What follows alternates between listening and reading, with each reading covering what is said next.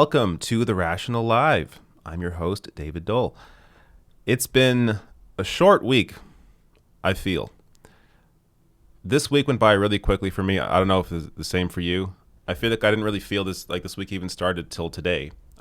Maybe it was because I was in a bad mood all week. And then today I was in a good mood until I covered the story that I covered earlier. But now I'm back feeling all right. It's going to be a good show. Lots to go over before I do anything. As always, if you can support the show on Patreon, therationalnational.com/join. That's the Patreon page. Help support the show. Keep this content going.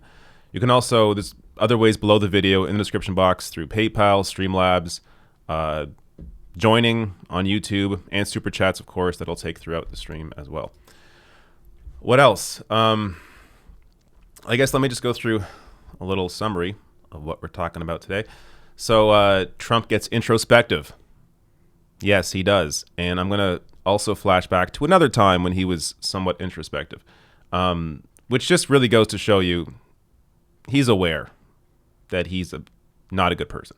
But anyways, also court documents corroborate Tara Reade's story. I'll get to that. Trump's press secretary was a big critic of his in the past. We'll get to some clips there. A Biden-Hillary event that you just got to see to believe. This is, I don't even want to say anymore. I will talk about that. Yes, Kamala Harris and Bernie Sanders and Ed Markey team up. I will tell you exactly what that's about. And it's actually a good thing in terms of, at least it appears to be a good thing in terms of what they're teaming up on.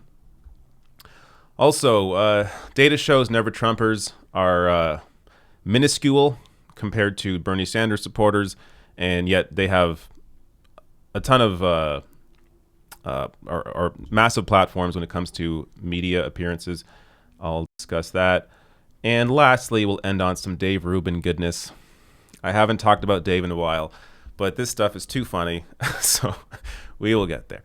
All right. I guess I should just start with the funny clip, or the, I don't know. I guess it's funny. We will see.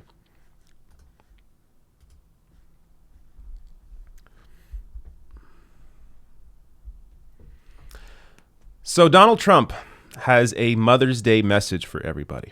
Now, this is actually sort of a two-parter clip because there's two things to really focus on here.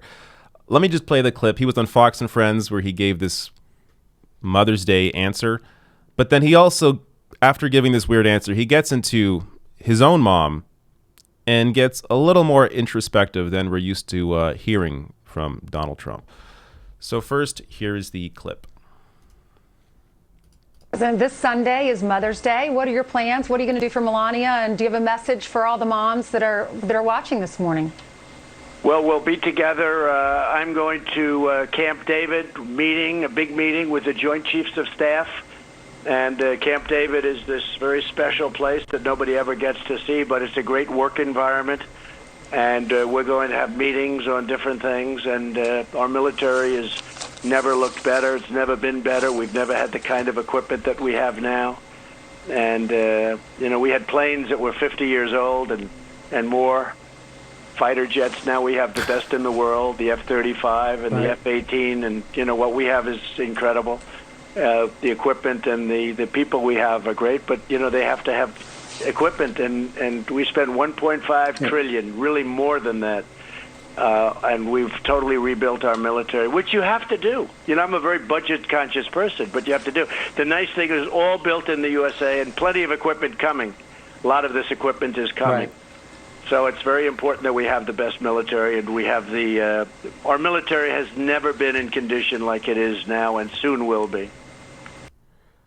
Okay, before we go on, I just got to respond to this part of the clip where he's asked for his Mother's Day message, and he talks about fighter jets and the military. This guy, I mean, it's just comedy over and over again. I mean, this is why he's entertaining.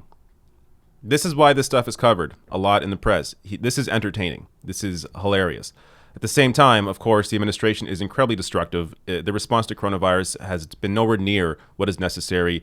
Lack of testing, lack of being able to get to healthcare to people. People don't have any money to pay for living expenses despite all the bills that have been passed so far. So I'm not trying to downplay any of the serious issues with the Trump administration, but when it comes to his appearances like this, he's just a complete wacko. Now, let's get to the part of this clip here where he gets a little, interestingly, he gets introspective, and he rarely ever gets this way. So here it is. Do you have a message for the moms that are watching? Well, all I can say is Happy Mother's Day, and I had a great mom. I loved my mom, and she loved me, which isn't hard, which is, I must tell you, probably not easy to do, but she was so good to me. She was so good. I couldn't do any wrong, which is a big problem. Maybe that's why I ended up the way I ended up. I don't know. I couldn't do any wrong in her eyes. And I had a great father, too, great guy, very different types. But my mother was a terrific woman, and Melania has been a great mother to Barron, I will tell you that. Barron is growing up really beautifully, and she's been a great mother to Barron. All right. I don't know if you really caught that, because he goes through it pretty quickly, but let me quote him here. Discussing his mom, Trump says, "I couldn't do any wrong, which is a big problem. Maybe that's why I ended up the way I ended up." This is a rare moment where he's looking at his upbringing and considering how maybe that had an impact on who he is today. And he rarely ever gets this way because, as I'm going to show you right here, he discusses back in 2014. He said, "I don't like to analyze myself because I might not like what I see." This is maybe the most revealing Donald Trump quote that I've ever read, because it gives you a window into a man who I think is fully aware of what he's done, who he is, why he acts the way he acts, the fact that he consciously lies all the time. And, you know, a lot of people think he's the way he is and he's not really thinking too much about it. But I think privately, it appears like he has, because he obviously understands that if he were to dig a little deeper and maybe be a little more vocal and honest about who he is, then he would see a person that he doesn't like.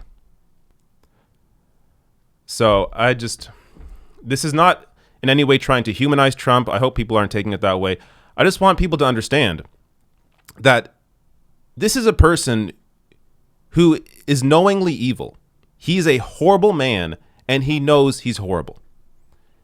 And if there's any way to really expose who he is, you could almost do it in a way where they should ask more questions. The press should probe him more about his mentality, more about his upbringing, in a way to maybe get him to open up a little more, maybe reveal a little more of himself, and in turn, in doing so, reveal that he's not a good person, that he's aware that he's not a good person. So I think there are ways that the press could go a little deeper into Donald Trump's psyche, that they have been unable or unaware that they can do so. But I would love to hear more about how Donald Trump feels about himself. And also, when it gets to the just getting back to the quote about his mom, this kind of goes to, I mean, conservatives always talk about, oh, these millennials are so coddled. Oh, these liberals are so coddled growing up. Everyone gets a trophy. Here you have Trump talking about how his mom he could do no wrong in her eyes. And it turned him into a person who, in his eyes, could do no wrong. So if you're going to criticize what you see as, you know, coddled millennials or liberal parents or whatever, you should also apply that to Donald Trump and clearly see somebody who is just so privileged growing up in terms of wealth, but also clearly in terms of how he was parented, and has turned him into this man that he is today.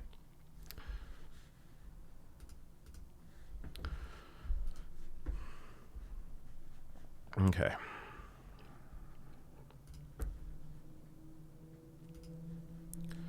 Super chats? I thought I saw some super chats. Let me grab those first.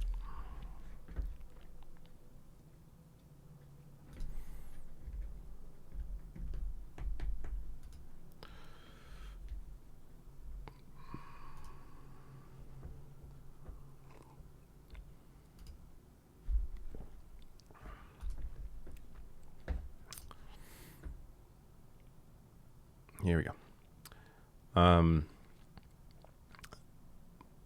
Mikea, is that how you say your name?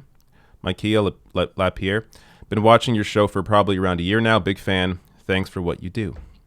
Thank you so much for the message. Jer says, Bernie and Harris are co-signed. Don't spoil it and get into it. But yeah, I'll get to the Bernie Harris story. Goes on to say, anybody trashing Bernie was never really about the movement in the first place. Yeah, there's a lot of, just honestly, I think it's a lot of noise. People just, people can get out their emotions, whatever. But if you look at what Bernie's actually been trying to do, there's nothing wrong with teaming up with somebody who ultimately, or who usually is not someone to look to in terms of policy. But if they're willing to jump onto a bill that is going to help people, which again, a story I will get to, then there's nothing wrong working with people. You have to work with other people to be able to pass legislation. Clearly, there aren't enough social democrats or democratic socialists or lefties in Congress. So you kind of have to be willing to work with people who are willing to work with you, as long as they're willing to work with you on the initiatives that you're trying to push through. Okay. One more before I move on. Ravi Parimi, in recent live stream Bernie had with Warren, Jayapal and other representatives, 3 of them said healthcare is a human right. Warren said access to healthcare. I did not see that, but not at all surprising. Warren is a snake. Warren is not to be trusted. I think it was pretty clear. That's become pretty clear over the past 6 months. All right. Got to prep the next story, which luckily won't take me too long.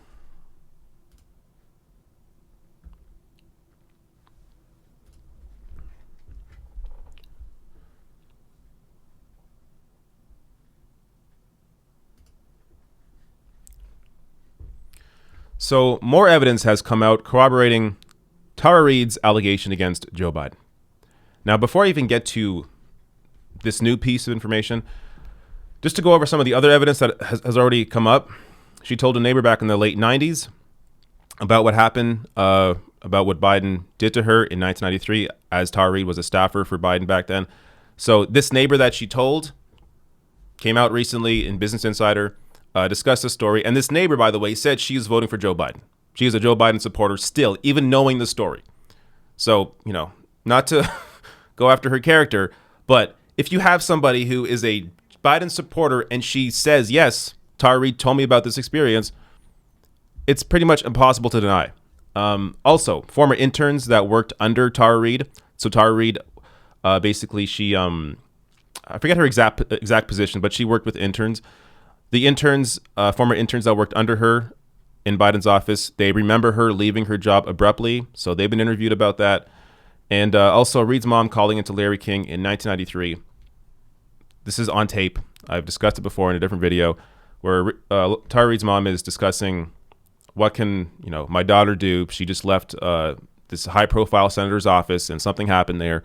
So already all that evidence out. Another piece. A 1996 court declaration written by Tara Reade's ex-husband shows she spoke of harassment in Biden's Senate office. So let me go a little more into this. Tara Reade, a former staffer in then Senator Joe Biden's office, told her now ex-husband she experienced harassment in Biden's office, a 1996 court document shows. According to the Tribune, Theodore Dronin wrote the court declaration while contesting a restraining order Reade filed against him days after he filed for divorce. The declaration shows that Reade told Dronin about harassment in Biden's office when she worked there in 1993, but it did not say Biden was the perpetrator. The document also does not mention Reade's sexual assault allegations, according to the Tribune. So this is a piece that comes up often because Reade appears to be or have held. She's held the extent of the harassment, meaning the assault allegation, a lot closer to her chest than the other aspects of it. But that is, she told her neighbor about the assault allegation, and she came out over a year ago now, I believe, discussing the harassment that happened to her in Biden's office. And then the assault allegations, she tried to get out earlier in the year, and then eventually finally had an interview with Katie Halper where it really came out, where she told the full story. And then The Intercept also went into it. That was a piece done by Ryan Grimm. Ryan Grimm also helped to break the Brett Kavanaugh story of the sexual allegation against him. So I think what's missing a lot here in the reporting on this, or at least the way it's been reported on, is that the people that have been breaking this story are people that have worked to break other stories from that happen with, conservatives and sexual assault allegations. So in addition to Ryan Grimm, who helped break this story and breaking the Brett Kavanaugh story, you also had Rich McHugh. Rich McHugh, who's an NBC News producer, worked with Ronan Farrow on the Harvey Weinstein story. He is the one that broke the Business Insider story with the neighbor, and also is the one that produced the interview that she's having with Megyn Kelly, which I'm not sure if it's out yet, but there's been clips that have come out of the Megyn Kelly interview. So it's important to put that out there so that this is not treated as some, Trump conservative attempt to take down Joe Biden. No, this is an actual event that happened to Tara Reade, and she's trying to get the story out there. And she's getting the story out there through reporters that have been nonpartisan in the reporting on these issues.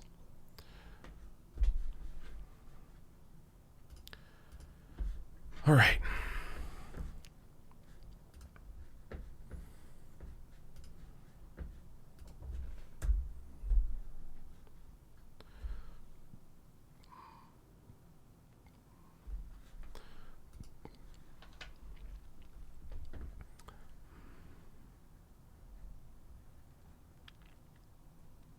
All right, let me get some super chats here.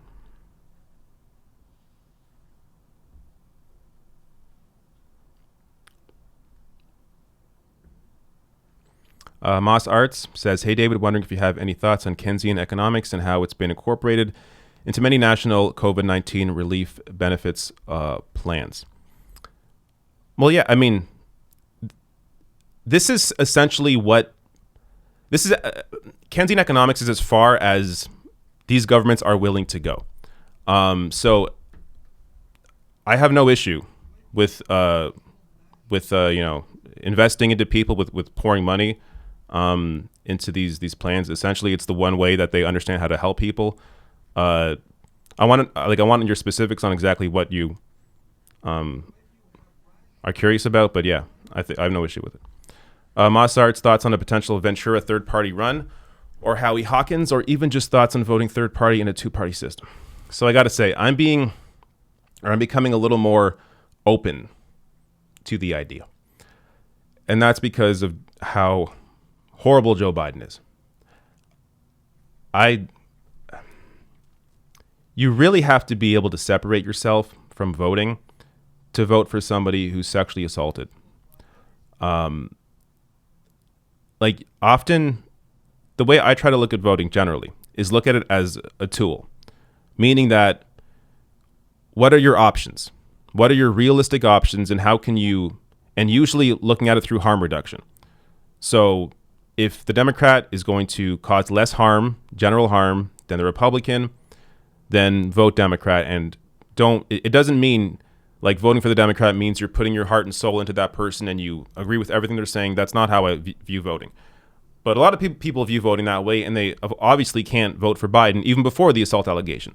But now with the assault allegation, I mean, you have a character issue now. And I can't in good conscience advocate voting for Joe Biden.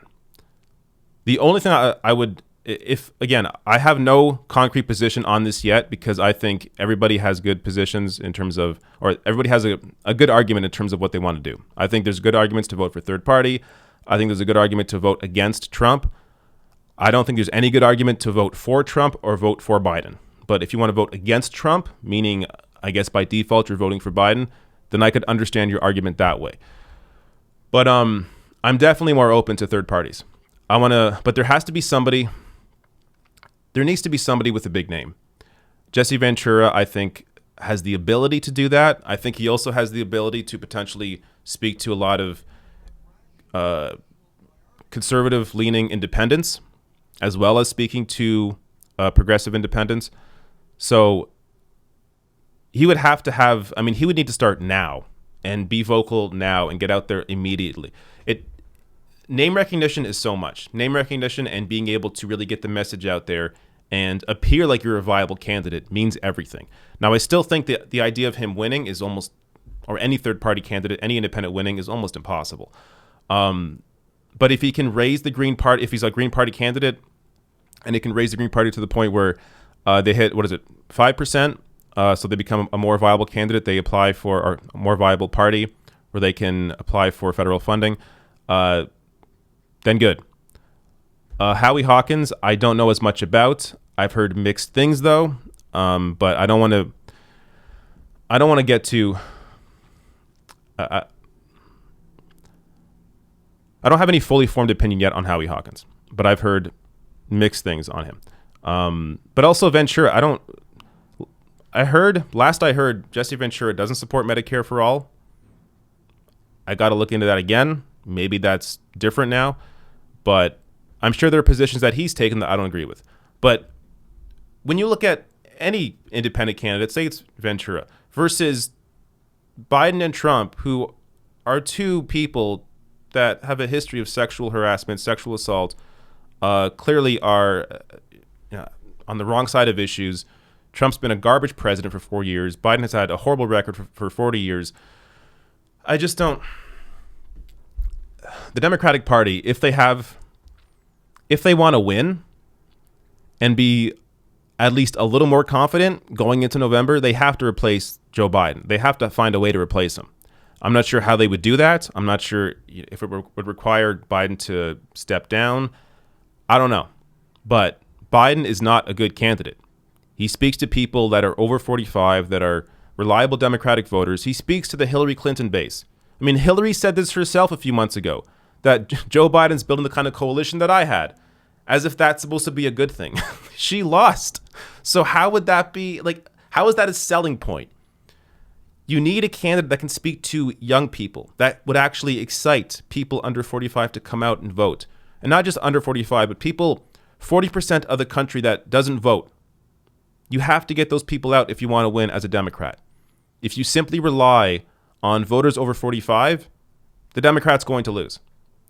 So I don't know what they could do. I don't know what Democrats could do. But in terms of voting third party, I don't have an issue. I mean, if there's one election where you're going to vote third party, it's going to be a Biden-Trump election. I really don't. The only way it can get worse if it's like Tom Cotton, Chris Coons, maybe that's worse than Trump Biden, which is also possible in the future if we go down this path. I don't know. Anyways, let me stop there. I'll get back to the next story.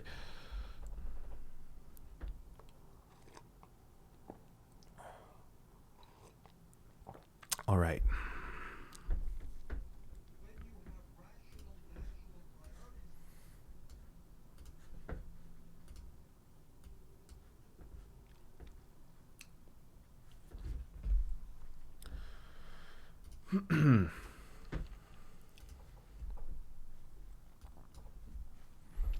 So Donald Trump's new White House press secretary, Kayleigh McEnany, apparently was a big critic of Donald Trump back in 2015. So I'm going to play this video. I believe CNN did this reporting. Let me play this. It's one of those things where you go, of course, at the same time, just to be completely fair here, Democrats also do this, as I'll discuss after the clip. But this is, at the very least, pretty funny. Sick of polls are people in New Hampshire right now? Probably very sick, especially when they see that Donald Trump is number 2 and doesn't deserve to be there. Donald Trump has shown himself to be a showman. I don't think he's a serious candidate. Kayleigh, this is your guy. He's number 2 in the polls. Hey, I don't want to claim this guy. Donald Trump, if we're going to be honest, is a progressive. What's the expiration date then on a racist statement? To me, a racist statement's a racist statement. I don't like what Donald Trump said. I don't like what Al Sharpton says. And at what point does it expire and become something that's in the past?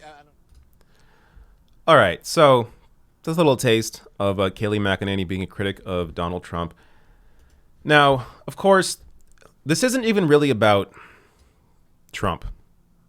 This is about money and power. Basically, where can she have a job? Where can Kayleigh McEnany, or for anyone else for that matter that supports Trump, what is the best course of action for them when Trump is the nominee and he's president? So she could either be a never Trumper, which honestly may work for her or may have worked for her in the past, or she could back Trump. Now, to be a never Trumper, the media that props those people up, as I will get to in a 538 story on this, tend to be CNN, MSNBC, and they tend to hire, or New York Times, Washington Post, and they tend to hire people that are at least viewed a little more as public intellectuals. Not saying they are, but people that are viewed that way. Kayleigh McEnany is not a public intellectual by any sense. So the quickest course for her to continue her career is through supporting Donald Trump, just changing her mind and forgetting the past and being like, all right, Trump's the nominee or now president. I'm going to support him. But it's funny to see the White House press secretary just say this, a few years ago. Now, at the same time, Democrats also do this. Many Democratic candidates, Cory Booker, Kamala Harris, others, they were critical of Joe Biden. In the case of Kamala Harris, very critical of him on stage in the first debate. Cory Booker and Julian Castro, I believe, talked about how Biden's mind just isn't there, like mentally what's going on with him. And now Cory Booker, Kamala Harris, every other Democratic candidate backs Joe Biden. Now, there are ways to do it where you don't have to step on what you were saying before. In some ways, you could say Bernie played it smart because Bernie didn't go after Biden's brain. Because if Bernie had done that, it would be almost impossible at this point for him to back Biden in any sort of honest way. But because Bernie went after Biden strictly on policy, and even through his endorsement of Biden, discussed how, we don't agree on many things, but we have this joint task force that are, they're working on policy together, whatever. He was able to skirt around the fact that he was critical of Biden because he was, and he didn't deny that, even in the endorsement, that he's critical of Biden on policy. But by not going after his character or his brain, it prevented Bernie from looking like somebody who was basically having to go back and forth and be hypocritical when it came to endorsing Joe Biden. So I put that out there because most of these politicians are driven by money and power. Kamala Harris, Cory Booker, Kayleigh McEnany, most Republicans, most Democrats, they're simply driven by their ability to gain power and make money. And in the case of Bernie Sanders, his drive clearly has never been that. I mean, he's a guy who was almost completely ignored for 40 years until 2016 when he ran. Finally got some recognition for his 40-year fight of being on the correct side of issues for so long and continues to do so. But politicians like that are so rare. That isn't to, I'm not trying to defend Kayleigh McEnany here because clearly it's pretty ridiculous for her to be fully aware of how horrible Trump is and now be his White House press secretary. But this is what drives Washington, D.C.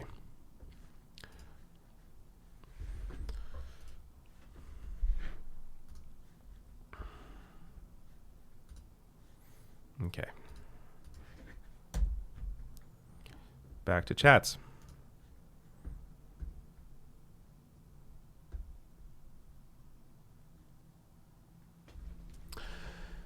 Nick Backer. Quarantine question.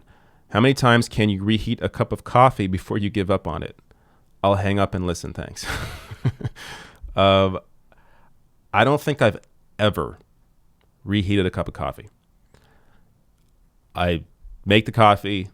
I make a single mug usually. And if it gets cold or I don't want it, I'll just dump it. But I don't mind cold coffee. I know that may sound weird, but if a coffee's been on my desk for an hour and it's cold, I don't care. But if you're out somewhere and you get coffee and they serve it to you cold and you ask for hot coffee, clearly it's a little different because you don't know where it came from. But I got no issue with cold coffee. But that's a great question. Yachty News. asks, 60% of internet traffic is bots. Kind of scary. I don't know where you got that from, but wouldn't be all that surprising. Swirly Swirl says Reid has a more solid story than Ford. At this point, why not listen to her? Biden hasn't released any receipts to contradict what she is saying happened. Yeah, I should have. That also reminds me, there's another piece of the Megyn Kelly interview that I haven't covered where she discusses how she'd be willing to go under or have what's it called? A lie detector test done if Joe Biden did. And, you know, if Joe Biden came out and took one, the funny thing is, it's possible, even though Joe Biden has a history of lying about pretty much everything, you know, personal, professional, policy, whatever it is still possible that Joe Biden's mind is so far gone that he just doesn't remember. And he could take a polygraph and maybe pass it because he doesn't remember. But that's something that I wouldn't mind seeing Biden take. But yeah, I agree with you. Reid has a very solid story. I don't want to compare Blasey Ford and Reid. I don't think it's fair or makes sense to compare their two stories. I think both of their stories are. I believe both of them. So I'll leave it at that. Ravi Parimi, I always have a problem with your last name. Says watching the YouTube chat filled with snake emojis when Warren spoke in Bernie's live stream was very enjoyable. Oh, really? Yeah. I would not be surprised.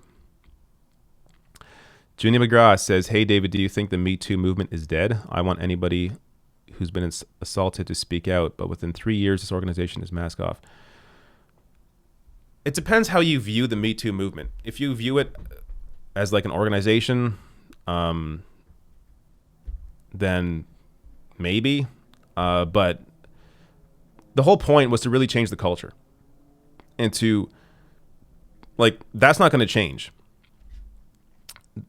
Just because, you know, Democratic figures that are backing Joe Biden are denying Tara Reid's story doesn't change the actual movement, because the movement is always about it's a power dynamic. So you are never going to have people in positions of power, whether they are Democrats or Republicans or conservatives or liberals or progressive, whatever it is. You're never going to have those people in power simply just give it up and admit that, yeah, I did this, I did that. I mean, I'm sure maybe very few will, but for the most part, they won't do that. They will pretend they didn't do whatever they did and move on. But that doesn't deny the stories that are coming out. So regardless of the hashtag #MeToo movement or not, you don't got to view it as hashtag #MeToo. Just view it as a change of culture, that we are finally in a society where when these stories come out, they are given, eventually, they are given platforms. I know it takes a while. Tara Reid's story took forever for it to come out.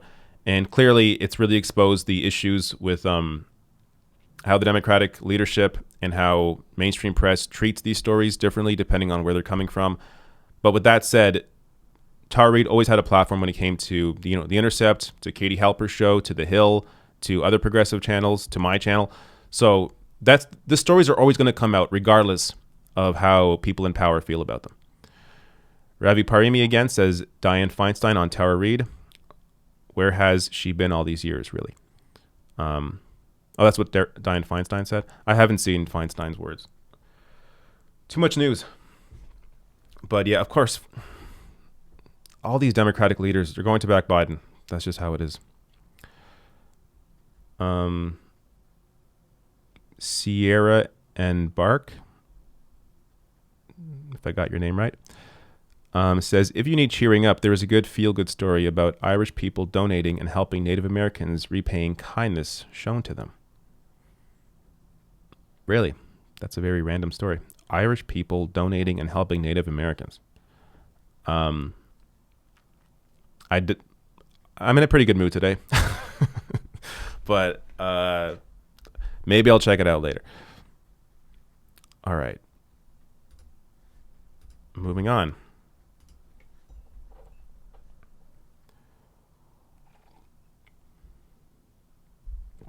Where was I here? This story. I love this next story. It's pretty funny. My favorite stories are funny stories. All right.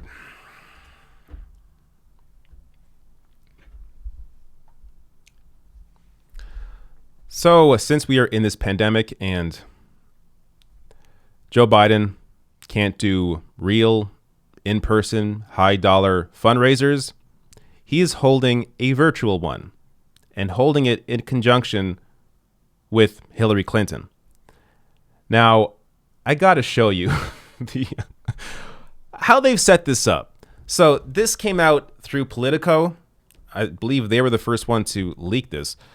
But the Biden for President Victory Fund, Biden for President, and the Democratic National Committee cordially invite you to a virtual conversation with Hillary Rodham Clinton and DNC Chair Tom Perez. All the worst people. Now, check this out. Because how do I zoom in here? This is some of the... I don't think I can zoom in. This is some of the most ridiculous stuff. Here we go. So if you want... Okay, again, this is virtual. Via Zoom. You're not going to any event. This is online. If you want to host $100,000 to be a virtual host on Zoom. If you want to be a champion, 50 grand. Supporter, a supporter, $41,000. A friend, $15,600. A guest, $5,600. And limited availability, $2,800. How do you have limited availability for an online meeting? Like, they don't want to have too many peasants in, so $2,800. Oh, all you freaking poor people that can only give $2,800. Limited availability for you, but the rest of us wealthy, us wealthy individuals, you know, as low as $5,000, or you can become a host, $100,000. I don't understand. Like, are they not aware that this stuff will obviously come out if it wasn't public already? And people will see this and clearly see a party here that is not representing them. When you have these fundraisers, it shows you who you represent. They represent the wealthy. Now, of course, yes, Republicans do as well. Both parties represent the wealthy and massive corporations. But the Democratic Party pretends to not. I mean, to be fair, both parties pretend not to. But the Democratic Party pretends to fight for working people. Here they are holding these massive fundraising events. And the thing here is, it's not like, you know, the host gives $100,000 and now Joe Biden's going to put in, you know, a provision into a certain policy to help that person. It doesn't necessarily work that way. How it works, though, is that this is the company you keep. So because these are the people that they know, the people they have face-to-face time with, the people they talk with on Zoom or in person, that is the perspective that these politicians take on. And it's human nature. If you surround yourself with people that can afford to give $100,000 to be a host on Zoom, that brings a certain worldview that most people simply do not have. And you relate to those people that are giving you all that money because that is the time you are spending. The time you are spending is mostly with wealthy people. So you take on their worldview. This is why getting money out of politics really is the most important issue in American politics. Because it cuts off the ability for the Democratic Party to simply be a party of the rich and of corporations. Once you remove that money from the equation, they are then forced to actually fight for the vote of the average person. But of course, getting to that point of getting money into politics is almost impossible. I mean, you need a constitutional amendment, which will take years. I know Cenk Uygur with Wolfpack and TYT, they're trying to get that through. But they've been on that for, I don't know, like 8 years now. It takes some time. So this is why I hate to go back to Bernie Sanders every time, but this is, if you change the leadership, then you change how the party acts. So if Bernie had won the nomination, this stuff wouldn't be going on. He wouldn't be raising, they strictly said, if Biden becomes the nominee, he is not raising money any differently than he is during the primary. And the only other candidate that was pretending to be that way was Elizabeth Warren. But even she said, once she won the nomination, she would be doing these things too. So Bernie Sanders was really the only quick way out of the current makeup of the Democratic Party in terms of relying on these big dollar donations, and didn't happen. So and the thing is too, the Democratic Party is not going to learn because they don't want to learn. I think they are. I know I asked this question earlier, but I think they are fully aware of how this looks, but they don't care. As long as they have power, they meaning the current Democratic leadership, Tom Perez, Joe Biden, Hillary Clinton, Nancy Pelosi, Chuck Schumer, as long as the current leadership is in place, along with the Democratic consultants, along with the Democratic donors, they don't really care about appealing to the average worker, because even if they lose against Trump, they still control the Democratic Party. And ultimately, that's what matters to them. The big fight for them was Bernie Sanders, because as long as they fought Bernie Sanders and won, it meant that they get to retain this power over the party. Well, they won that fight. They retain this power over the party. Now, when it comes to Trump, they can still lose against Trump, and they'll still keep their power.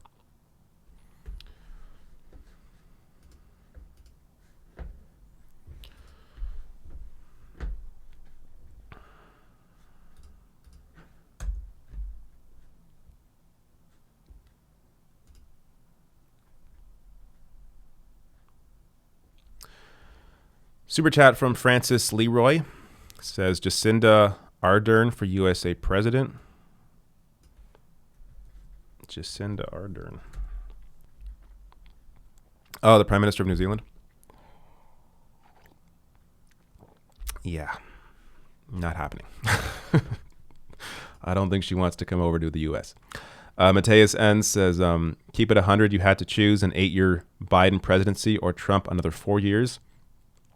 But Cortez becomes president in 2020. Okay, I'll play your game, but this is not how reality works. So playing these games is pretty much impossible. You had to choose an 8-year Biden presidency or Trump another 4 years. But Cortez becomes president in 2024. I'll throw in a Democratic Senate majority. Agree on the coffee thing.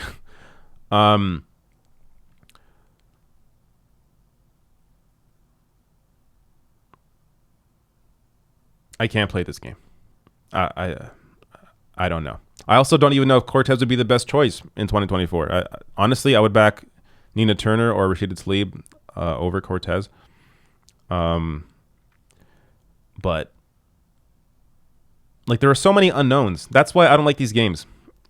I can't play politics like it's a game, because you don't know what kind of damage Trump will do under 4 years. I mean, especially if Republicans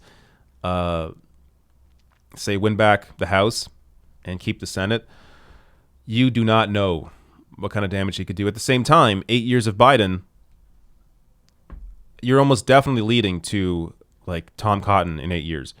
So I don't. There's no. But again, this is all speculation.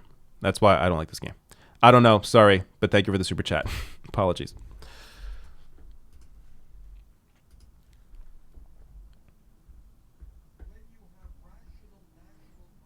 Okay, let's move on to the next story before I take any more of those.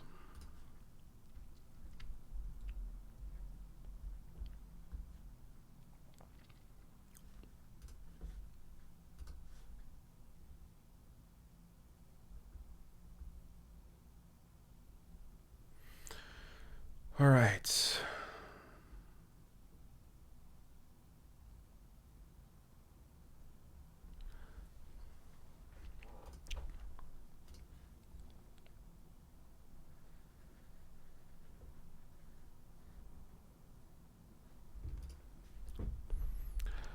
So Kamala Harris and Bernie Sanders have teamed up for a bill that actually looks pretty good.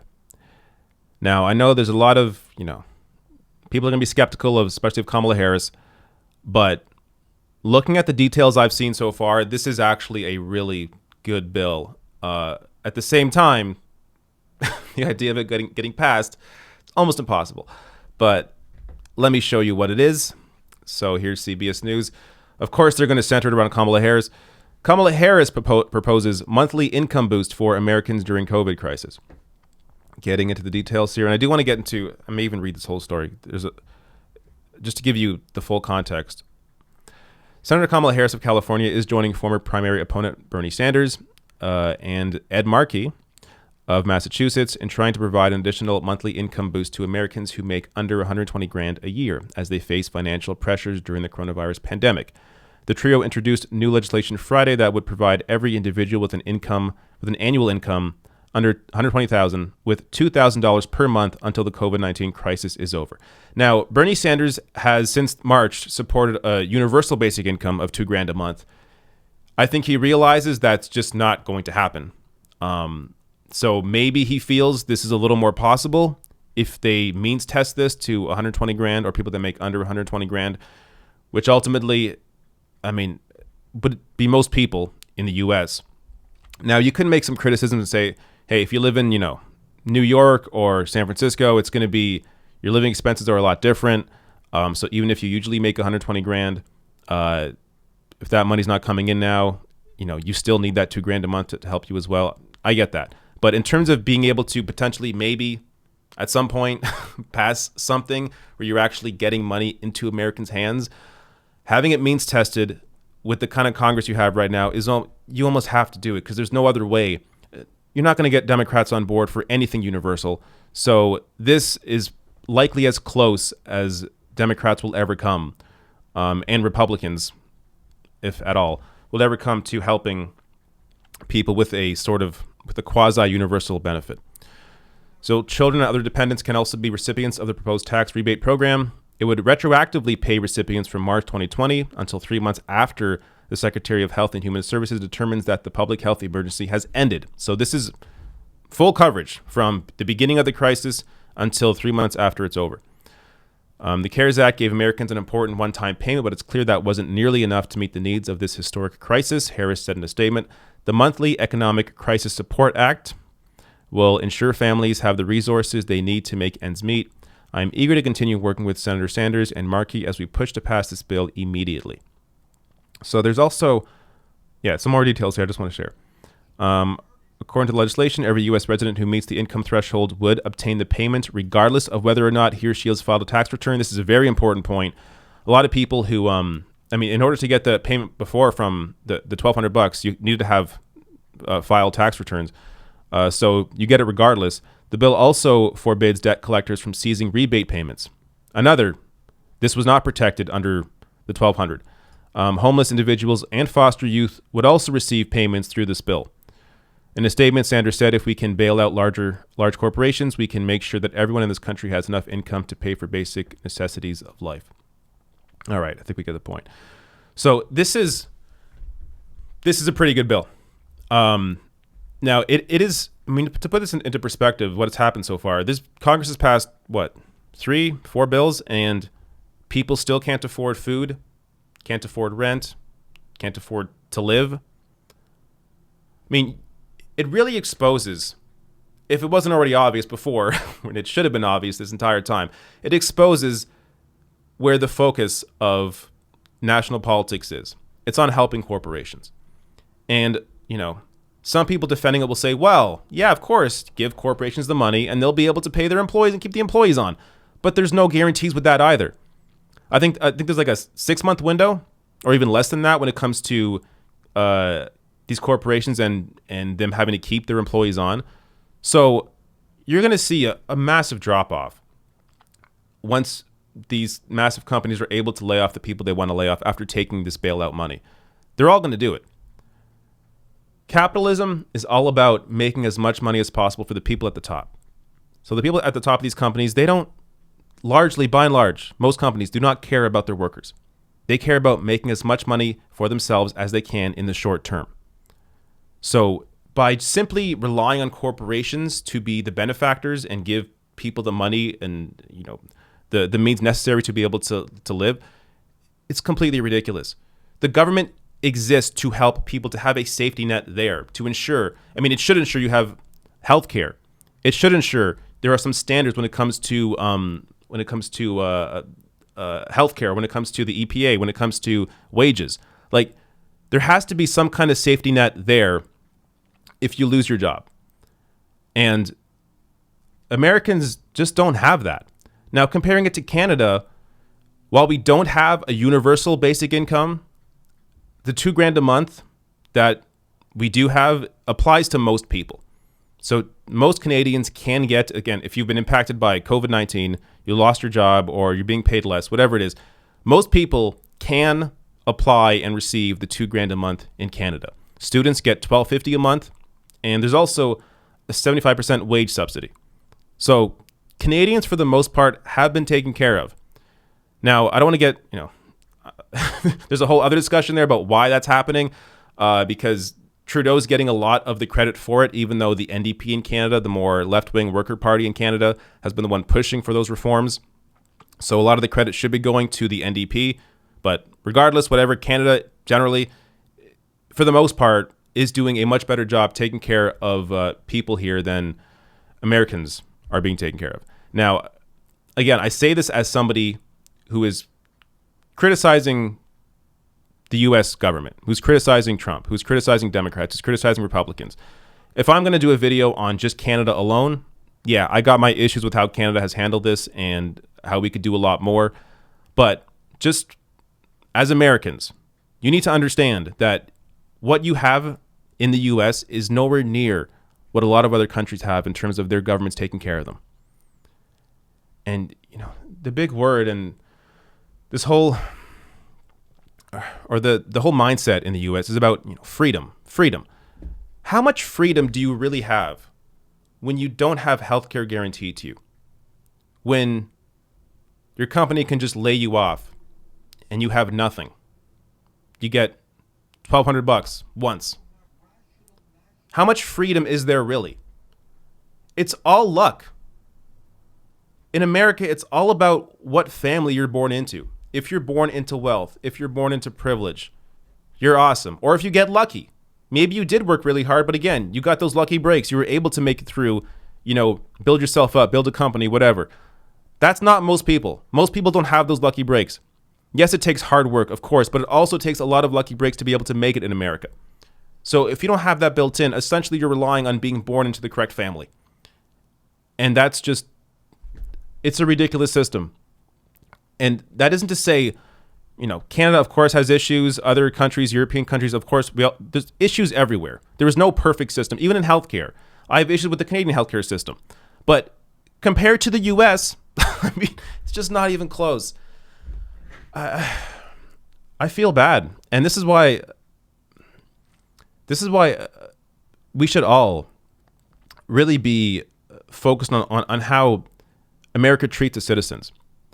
Because if you have what is seen as the world leader, the global leader, running a country the way it's being run, treating its citizens the way they are treated, if that's what the global leader is doing, then it frees up the rest of us, the other governments around the world, to also be crappy, to also not care about their citizens. So by holding the U.S. to a higher standard, not even a higher standard, but by holding them to a standard of taking care of people, then it also ensures that countries around the world have that influence on them and are not able to fall into, or are less likely to fall into a scenario where they are just completely forgetting about their citizens the way that Americans have.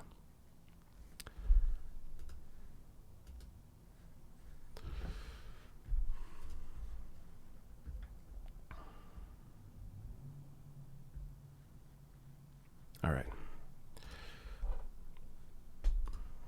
I feel like I went on a tangent I did not expect to, but it's amazing.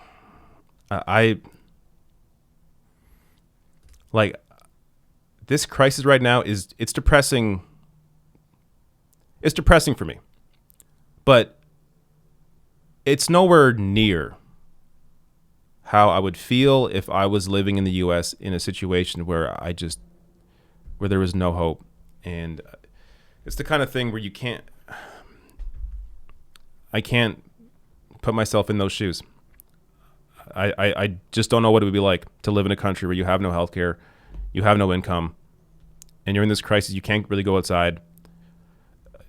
The increase in COVID-19 cases, I just don't. Yeah. And seeing that the other option in a few months is Joe Biden and the Democratic Party that's holding fundraisers for $100,000 a person, it's just not a good situation.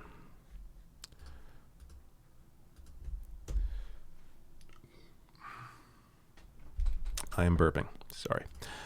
All right, next super chat here.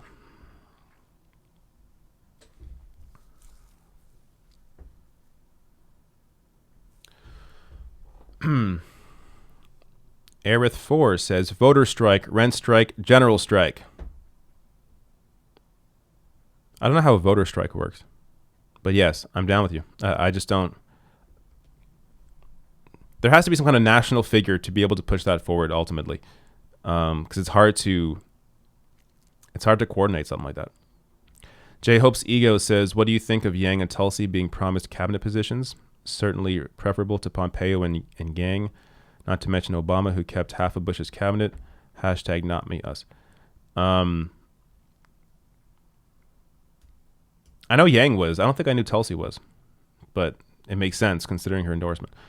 Yeah, that's sure. But at the same time,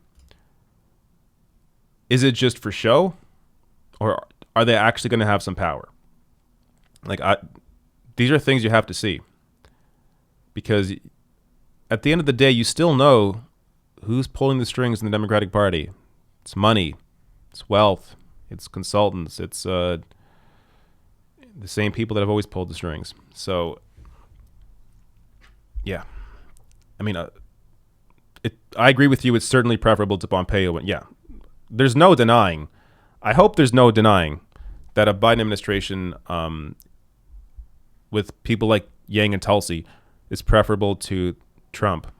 But it's about convincing people that you're actually going to give people like that power and be able to or be willing to actually fight for workers. Because a lot of people have just completely lost hope. Francis Leroy says, vote with your conscience, vote Jesse Ventura. The Red Receivers says, any thoughts on Michael Moore's new documentary? I have not watched it. I've seen some of the controversy around it. I watched Jeff Fox's, I think it was Jeff Fox, his interview on The Hill, talking about it, criticizing Michael Moore's documentary. But I haven't seen the documentary, so I can't really comment on that. Dwayne Bramble says, hi, David. My hope all our most progressive media get together to join a pact to spread their messages through and on YouTube, Twitch, etc. I don't know how we would join a pact to do that. I don't know how. I would need to know how that works. But I think I kind of get what you're saying. I don't know. Luis De Noia with no message but a super chat. Thank you.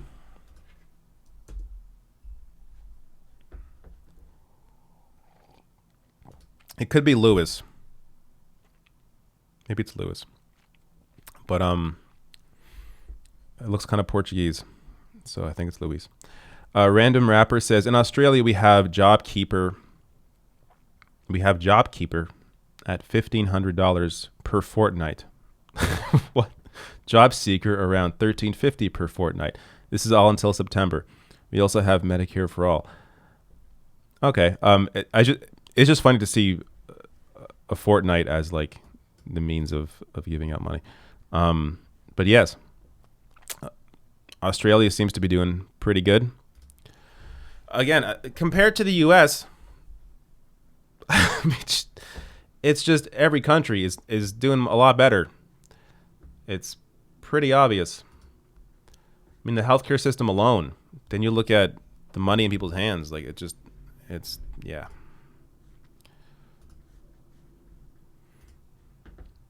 Okay, next story.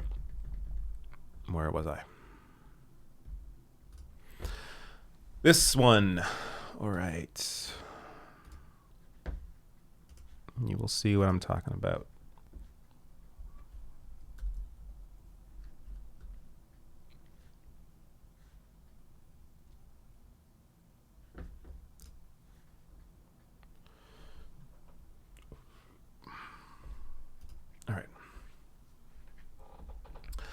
So there's a news story out in 538 that details the Never Trumpers and essentially their platform, the platform that they've been given by mainstream media.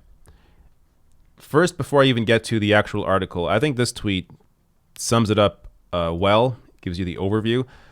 David Walsh here tweeting out, Sanders-Warren voters make up something like 35 to 40% of the Democratic Party. The Never Trumpers, 5 to 10%.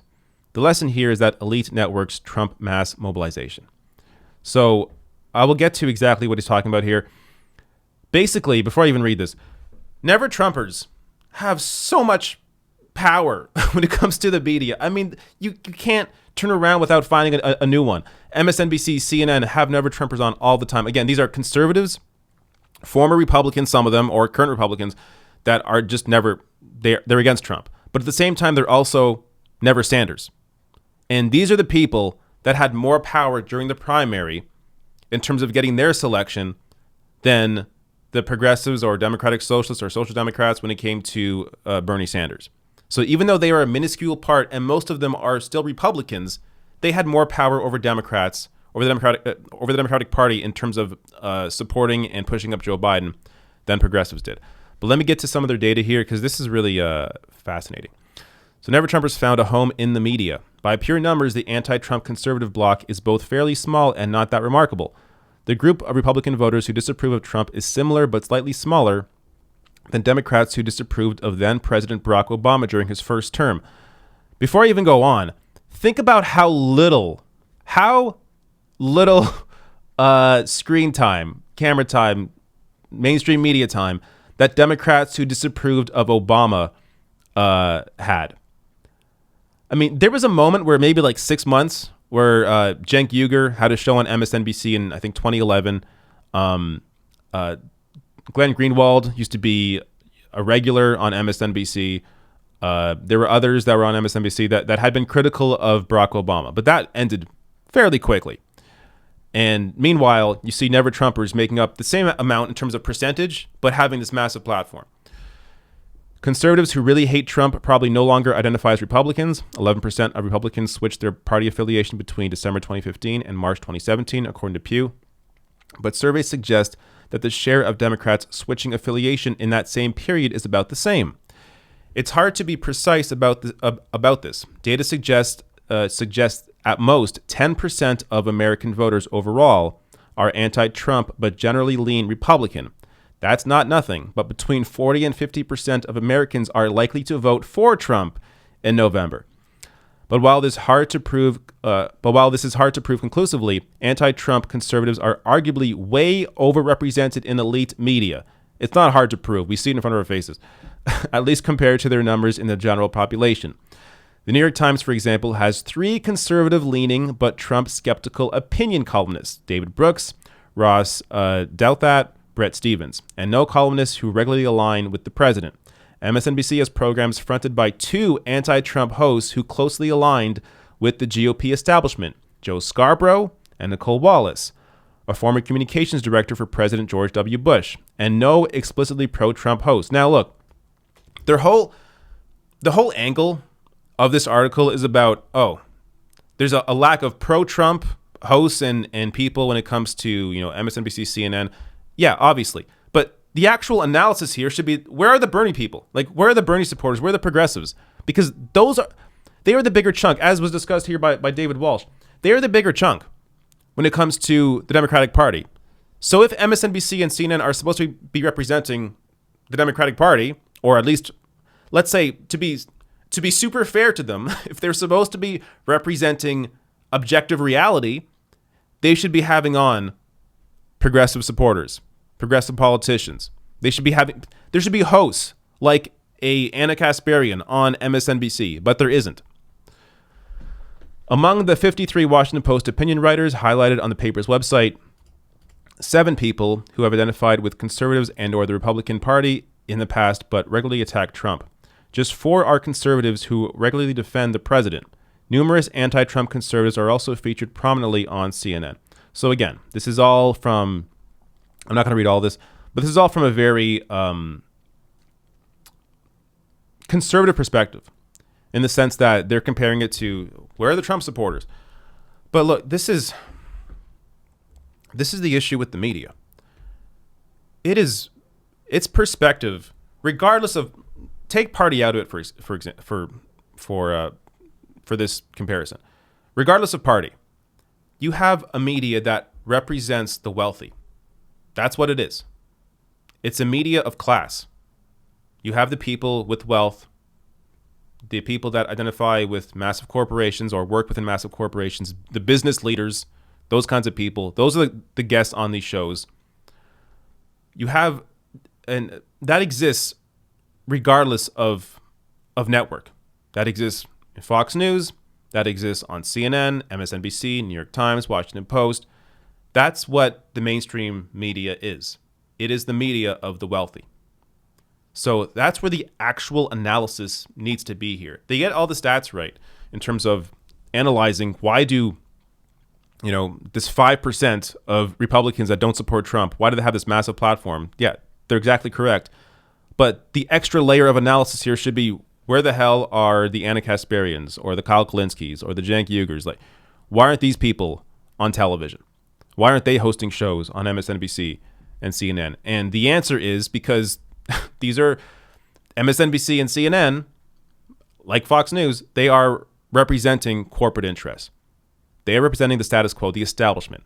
So they're never going to they're never willing to challenge the status quo. At the most, they will have on someone like Anand Giridharadas, who is critical of concentrated wealth, is on MSNBC occasionally now, used to be on a lot more, but now occasionally he's on like Morning Joe, on Ali Velshi show, wherever. But that is as far as they will go. They will never have someone like Anand actually host a show on MSNBC. I mean, even Mehdi Hassan, who right now is, he's doing a complete 180 in terms of on Twitter, just going after people on the left. But even Mehdi Hassan, who before his complete turnaround, has been largely good in the sense that he was critical of both, Joe Biden, of Donald Trump, critical of the Democratic Party establishment and of Republicans. They won't even give him a show. And he's trying to shame left-wingers into voting for Joe Biden. So this is a media we're going to have to continue to fight against. There is no real way out of this. It's not like they're going to learn one day, oh, okay, well, to get more viewers, we got to take on this left-wing view. No, they're not going to do that, because that then is in complete contrast with their advertisers, with their own interests. So this is something where, this is why you have to support independent media. You have to subscribe, but also donate if you can. I know right now is hard. And I'm not saying to just me. I'm saying generally. Left-wing progressive media needs your support to be able to continue and be able to raise their voices and get out there. Even when it comes to YouTube, we get censored. Our stuff does not appear the same way that it used to. If you go back to 2016 era, you can do this yourself. Look at MSNBC's site or MSNBC's YouTube page. Go back to like 2015, 2016, before the election. You will see their videos barely got views. I was beating their videos in views back then when I just started. And now, thousands and thousands of views. Because YouTube, what they have done is they have now prioritized what they call authoritative news sources. What that means is corporate media. So if you're MSNBC, if you're CNN, if you're Washington Post, New York Times, that have also video channels on YouTube, they will prioritize your stuff. So if somebody goes on YouTube, isn't subscribed to anybody, and just searches Bernie Sanders, you would think maybe my stuff would come up because I covered Bernie so damn often. You think maybe you would get one Rational National video on Bernie Sanders, but no, you will not. You'll get Bernie's YouTube channel, you'll get that, but you'll then get pages and pages of MSNBC, CNN, New York Times, other official corporate news sources. But back in 2016, it was different. Or back in 2015, it was different.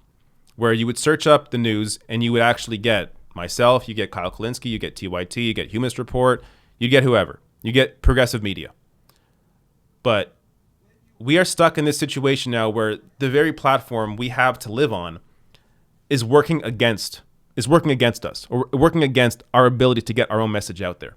So it's not even just about supporting us financially and with likes and that kind of thing, but also sharing the videos, because that is how we are able to grow an audience. Really the only way we can grow an audience at this point, because you're not going to find us through a Google search, or you're not going to find us through a YouTube search. If you're searching based on news items, you're not going to find us. So you have to share this stuff around. Share our videos. And again, not just me, progressive media in general. Get this stuff out there. People have to realize that, especially when it comes to the MSNBC or CNN or Fox News audience, where they're stuck in this one bubble of watching this one network, they have been stuck in a certain worldview for so long. And many people, I know many people vote against their own interests, because they don't have the access, or they don't have the information readily available when it comes to these critiques of the Democratic Party establishment. They don't even know. They don't understand that Joe Biden has this horrible 40-year record of being on the wrong side of issues, because CNN, MSNBC haven't dived into it. So this is the only way. Media is so powerful. It was the main factor when it came to Bernie's loss against Joe Biden. Media is the only real avenue. I shouldn't say only, but media is a main driving factor when it comes to driving this interest into electoral politics, or into progressive policy, into socialism, into democratic socialism. Social democracy is even non-existent at this point on MSNBC. So sharing our stuff around, ensuring that more people actually see this work, is really how you help us grow.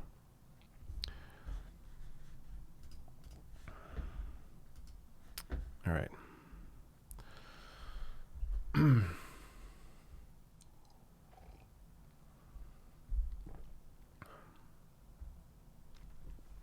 I got one story left, and it's on Dave Rubin.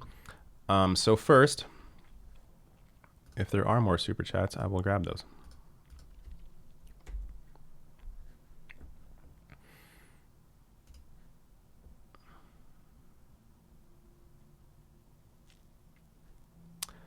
Maniac Goon says, I want to thank you and Kyle from Secular Talk for opening my political views. I am not a very big fan of socialism. However, I do believe in social democracy. Cool. Thank you, Maniac. Winston Smith says, can you play new Biden ad Lincoln and tell us your thoughts? If I can find it. Is it on Twitter? Is it on YouTube? Let me look at Biden's page, see if I know what you're talking about.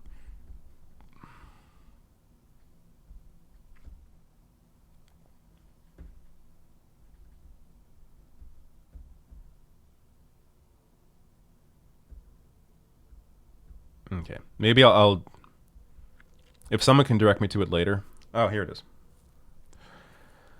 All right, let me watch this.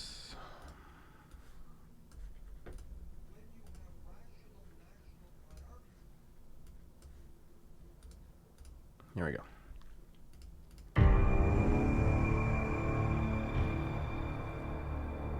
President Donald Trump is tweeting out support for Michigan protesters. These are people expressing their views. They seem to be very responsible people to me. I want them to be appreciative. And I say, Mike, don't call the governor of Washington. Don't call the woman in Michigan. If they don't treat you right, I don't call. Yeah, no, I don't take responsibility at all.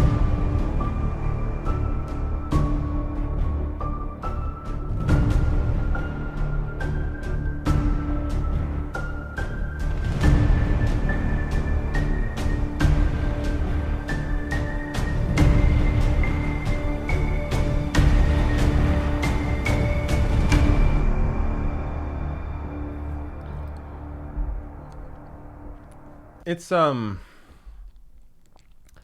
in terms of what Biden is capable of, meaning he doesn't support issues like Medicare for all. He doesn't support any real policy that's going to help people. that's going to make any real meaningful change in anyone's lives.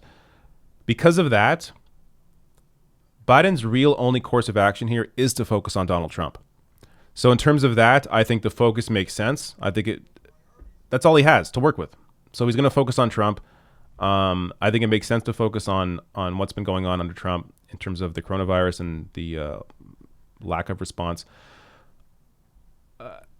I'm sure there are better ways to go about it. I don't think the ad's all that effective. Like the focus is in the right place, but I don't think overall it's all that effective. But I don't know. This is what I wonder. Like, if you're going to vote against Trump, aren't you already there? Like, say you are a Republican voter, which I imagine this is where they're going after. They're going after conservative voters or independents that are, they're just thinking, Trump or Biden. If that's the Biden campaign's focus, then this may work, but at the same time, aren't those people already with Biden if they're against Trump? Maybe they need this reminder of how bad it is, but I imagine a lot of Americans are feeling what's going on right now and don't necessarily, aren't necessarily going to be convinced by an ad like this because they're experiencing it themselves. So maybe they're already convinced. But I don't know. It's hard to really gauge what kind of impact this has, as I'm not the target audience. Like, I know Trump's crap, so I guess if you don't, maybe it helps you. But again, because Biden doesn't have anything to really work with in terms of selling people anything or in terms of offering anything, his only course of action is to go against Trump, and that's what he's doing. All right. Pausing there to finish the last story before I get to the rest of the chats. And that is a Dave Rubin story. It's been years now, I think, since I've covered Dave Rubin.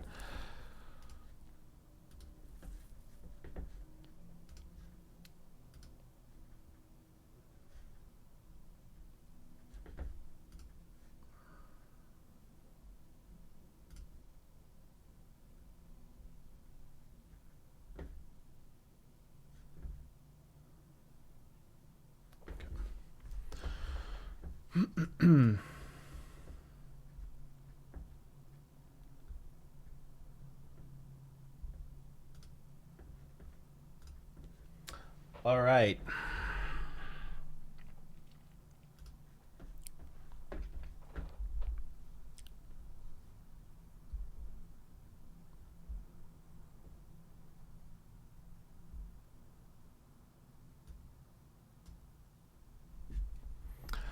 So Dave Rubin, who a long time ago in a galaxy far away was, I guess, a progressive and is now a conservative. Really, ultimately, he's nothing. He just goes where the money is. But anyways, Dave Rubin has a new book out, and he's artificially boosting the sales of that book. So let me show you this great tweet here from Nathan Bernard. Tweeting out, just makes it a little bigger. Tweeting out, after receiving a tidal wave of one-star reviews, failed right-wing comic Dave Rubin is now bulk ordering his own book to salvage his conservative grifter brand. So, as I'm going to get to, this is not unique to Dave Rubin. This is something conservatives do all the freaking time. They bulk order their book so that it jumps on the New York Times bestsellers list. So here you have his book sitting here under hardcover nonfiction at number 11. His book is called Don't Burn This Book. Now, that little thing you can probably barely see there, it's a little cross. This little cross, this little dagger, indicates that some retailers report receiving bulk orders. This is what they do. You can see here, just to compare, the book at number 10 does not have that, and the book at 12 does not have that, but Dave Rubin's book does. Now, as I said, this is not unique to just Dave Rubin. You see here a Vice News report from November. Donald Trump Jr. totally wrote a best-selling book all by himself with no help whatsoever, except for that massive order from the Republican National Committee, of course. So this is something Don Jr. did. John Iadarola of TYT had a really good breakdown on this. This is his piece in The Hill. Let me read some of the other examples. So he says here, curious to know which books have benefited from this practice. In just this past year, Jeanine Pirro's Radicals, Resistance, and Revenge, Mark Levin's Unfreedom of the Press, Molly Hemingway and Carrie Severino's Brett Kavanaugh profile, Justice on Trial, Ben Shapiro's The Right Side of History, Fox and Friends meteorologist Janice Dean's Mostly Sunny, Corey Lewandowski's Trump's Enemies, Jason Chavit's The Deep State, Glenn Beck's Addicted to Outrage, Dinesh D'Souza's Death of a Nation, Howard Schultz's From the Ground Up, former NRA TV pundit Dan Bonagino's Exonerated, and Fox News contributor Andrew McCarthy's Ball of Collusion have all received the dagger. So this is this is something these people have to do. This is how they operate. Conservative media, just to go back to Dave Rubin for a second, conservative media does not exist on its own. Dave Rubin would not be able to make the kind of money he's making just based on conservatives supporting him and buying his book or supporting his show, whatever. No, they have these billionaires backing them that artificially inflate and elevate these conservative individuals to make them appear like they are more prominent than they actually are. And that doesn't exist on the left. I mean, it exists when it comes to let's say the middle, like liberals, but when it comes to, socialists, there ain't no billionaires backing socialists. So we actually have to earn our spot. But when it comes to the right, there's endless amounts of money. Now, I just got to end on this hilariousness, because Dave Rubin, if you don't know, all about censorship, complaining about the left. Oh, the left wants to censor me. Oh my God. Well, here he tweeted out, I want to word this right, so please bear with me. Jesus effing Christ. Now, look at the response that he got from a couple people. Anna Kate here. Love you, Dave, but please don't use God as a curse word. He loves you. No need to blaspheme his precious name. Rubin replies, didn't mean any disrespect. Definitely should have worded it differently. Thanks for sharing your thoughts. This is the guy that endlessly complains, moans about censorship. And here you have Christians coming out and saying, Dave, please don't use the Lord's name in vain. And he's like, yes, master, I will stop. just complete rubes, these people. Here we go. Another response. Dave, my husband and I are fans of the Rubin Report, but when I read the F word in association with Jesus' name, I got sick. It seems so out of character with the person I've come to know on your show. Want to continue watching. Do they know he's also gay married?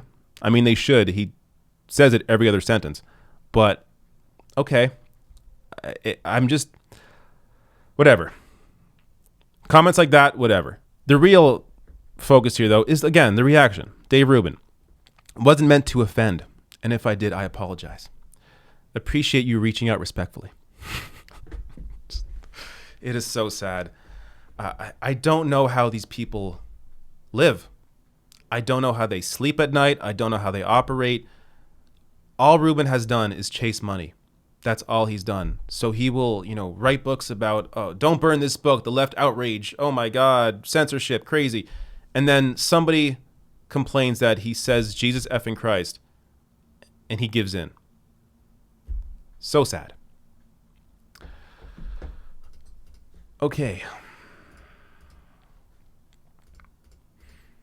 I probably could have also played a video of him complaining about the reviews to his book, and it's just not. I don't want to see Dave Rubin's face too much.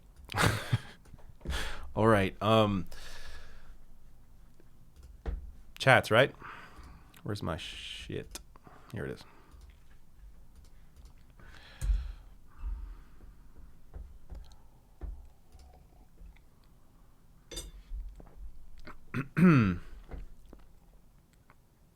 It's taking forever to load.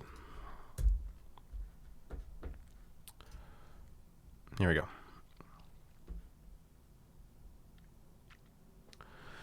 David Soul says, I started a petition over at change.org on saving the USPS. Do you mind if I drop the link in the chat? You can drop whatever links you want. I'm not modding it, so I'm not sure if it blocks the link or what. But if it lets you post it, or if there's a mod in here that can allow you to show the link, then yes, you may. Pat the Batman fan says, congrats to the doctor who keeps reanimating Biden. The Sing in the Left says, David, are you going to cover the new USPS postmaster being a Trump loyalist and what it means for everyone, especially the USPS itself? Yeah, I saw a headline. I did not read the story. It is something maybe I should cover. This is the real issue with, like, I'm focused on Canada and the US at the same time. So when it comes to a story like that, yes, it's something I could definitely cover. But because I'm like two-timing when it comes to covering two different countries, there's going to be things I miss just naturally, because I'm not going to be able to cover everything that's happening in the US. But I will make a note of that actually right now, because I do think it's important.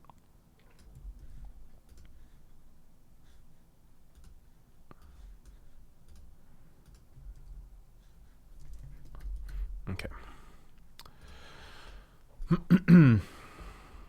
Mikea LaPierre says, I posted a comment on the DNC website and signed change.org petitions demanding Joe Biden step down.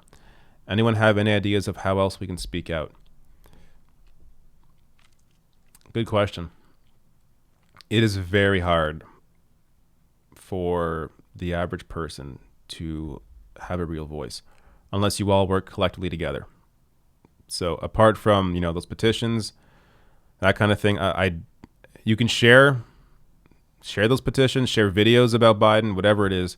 Like, get more people in your life, friends, family involved. That's the only way. Like, mass power is the only power that we have. Dwayne Bramble says, hi, David again. Progressive Media PAC to fight YouTube algorithm. Progressive Media PAC to fight YouTube algorithm. But how would the PAC do that? I'm down with the idea of fighting the YouTube algorithm 100%. I just don't know what a PAC's supposed to do.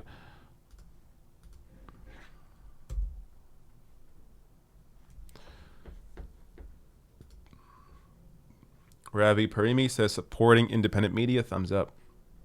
Thank you for your big donation. Much appreciated. Cool. All right. We're winding down. Let me see if there's some random chats in here before I get out.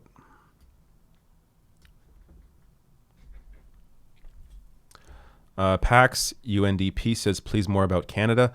I feel like I've done a lot of Canada a lot more than usual over the past several months. Maybe you've missed this. Check the Canadian playlist. This week I've definitely done less than usual, but previous weeks I've done a good number of Canadian stories recently. But yeah, I hear you. I'm just one man, so it's, my time is split. Lovely Pariah says, progressives need our own media network. You mean like television network? Yeah. But hard to get that kind of power without big money being involved.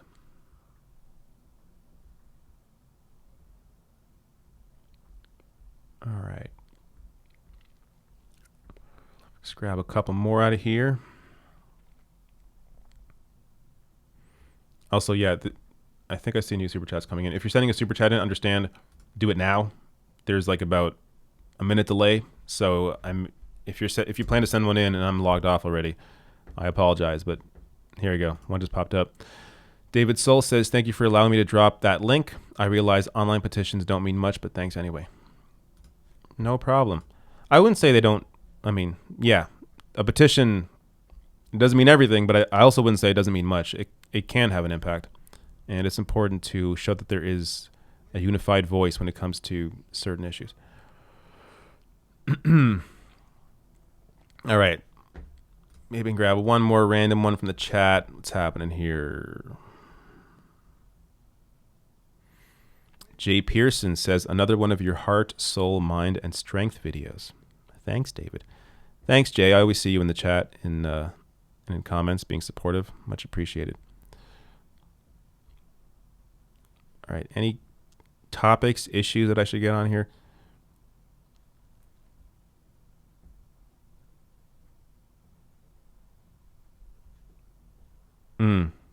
Interesting. Ukel Alexandre, you should address the issue of having private social companies secretly deciding what is acceptable discourse when they have become the de facto public form. Yeah, this is an issue that I talked a lot more about during that Alex Jones era when he was banned from YouTube.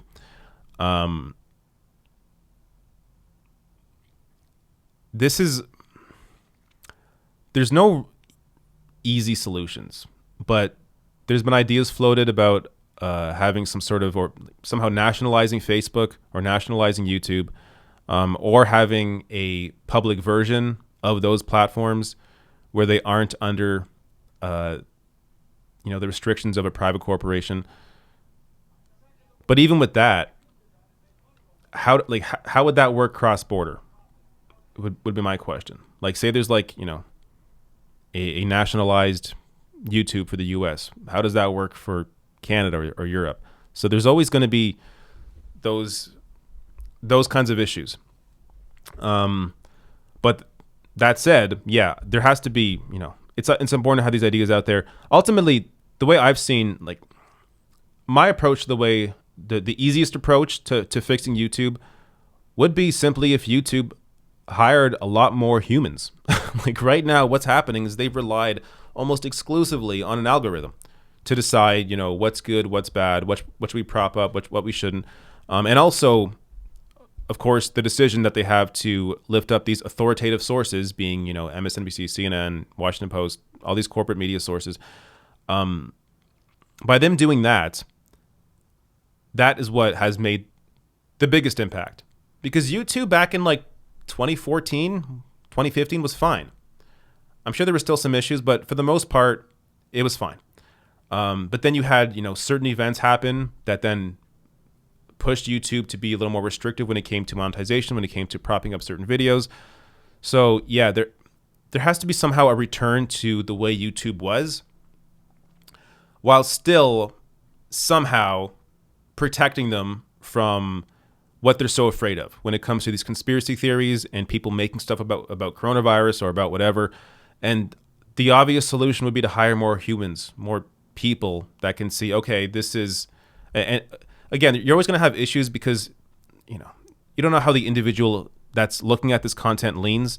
But if there are some certain guidelines when it comes to, hey, commentary is fine, for example. Commentary is fine. But if the commentary goes into talking about how, it's a fact that that Barack Obama, is a Muslim or something, then that's the kind of stuff that should be easy to police because those are verifiable things that are not true.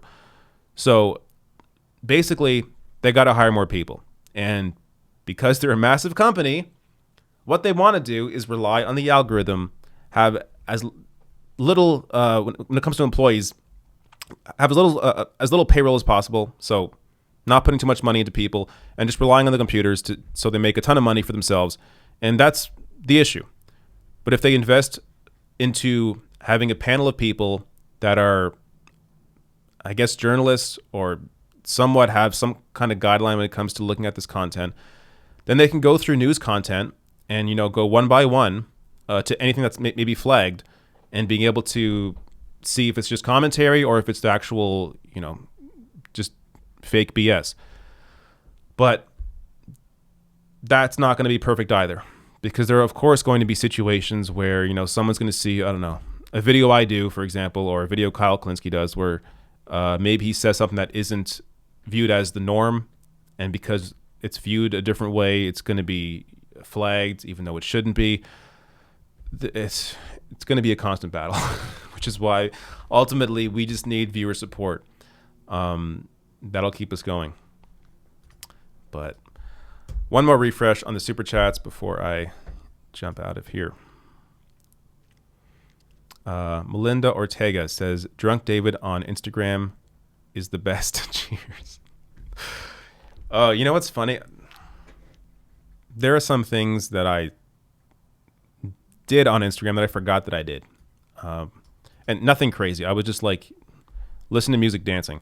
But but it was on. Yeah, if you want to follow me on Instagram, occasionally you'll be treated to a little surprise if I'm enjoying myself. But on Instagram, I'm just David Dull. So there you go. No, wrong finger. This one. David Dull on Twitter and Instagram. Just follow me on there. All right. Also, Twitch. Follow me on Twitch. I am a partner on there, and I have not been doing enough twitching. But I'm feeling like this weekend is... I just opened Twitch. I'm feeling like this weekend is a gaming weekend, so maybe I'll be on Twitch more this weekend. We will see. But all right. Thank you all for coming. Just doing... Make sure I got everybody. Oh, there's one more. Just under the wire. Bernard says the dilemma of progressives in supporting Biden despite Tara Reade's allegations is that it puts them in the same boat as the MAGA crowd who ignored Trump's bad character and still supported him. Yeah, that is the problem. I mean, those people will say, well, yeah, but Trump sexually assaulted more people. You know what I mean? But when it comes to that kind of debate, oh, Jesus, we are not in a good place. But no, you're right. Okay, I think that's the last one. Double check. All right. Thank you all for coming. As always, I'll be back on Friday, next Friday. Oh, wait, no, I won't. I'm off next Friday. I'm taking another mini vacation.